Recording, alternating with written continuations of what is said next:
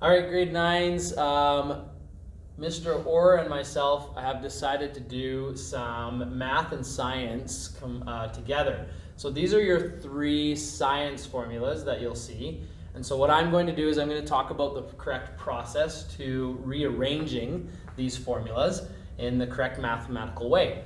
So in this equation, if I wanted to solve for r, it's set up, you have v divided by I. But if I wanted to solve for my v, and that was my unknown, then I would need to rearrange that. So I'm going to move the I variable. And so in order to move the I variable, what we do is, because it's dividing, we do the opposite. So I would multiply by I. And when you multiply on one side of an equation, we need to make sure the equations stay equal. So we multiply the I on the other side. That way they're balanced or they're equal. When you have an I over an I, those allow those to cancel because they equal 1. And so now you just have 1 times v, which is just v. And so your new equation will be v equals r times I. And so now you can solve for your v, you can put in your r, you can put in your I, and you'll have that. The one that's a little bit trickier is when you are trying to solve for the I. So if your I is ever your unknown, we've talked about this in math, the variable on the denominator spot doesn't like being under there. It's kind of uncomfortable. And so we want to move that variable first, just like we did in this previous step. So we're going to actually multiply by I, again, to keep the equations balanced. Those cancel. And now I have I times r equals v. That's a good first step. Now I, you'll notice, is not a denominator anymore. And now what we're going to do is move the r so that I will be by itself. So we can divide by r because they're multiplying. Divide by r to keep it balanced.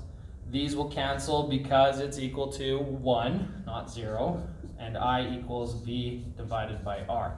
And again, now you can solve for your I by substituting in your values for v and your values for r. So that's the first equation. The second 2 equations are the same. They are both set up where you're finding something and you're multiplying 2 variables together. And so when you're solving these, they'll be the same process as each other. So if we don't know what p is, if that's our unknown, then we want to move the t value over to the other side. And so because they're multiplying, we will divide. And you do 1 to one side, you make sure you do it to the other side so that your equations are balanced. Your t's now cross out because they equal 1, and you have p equals e divided by t.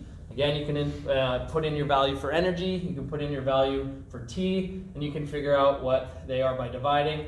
And so then if you're trying to find your unknown, which is your t value, you would do the same type of step. You're going to divide by p on both sides. Those p's will cancel out. You're now left with t equals e over p.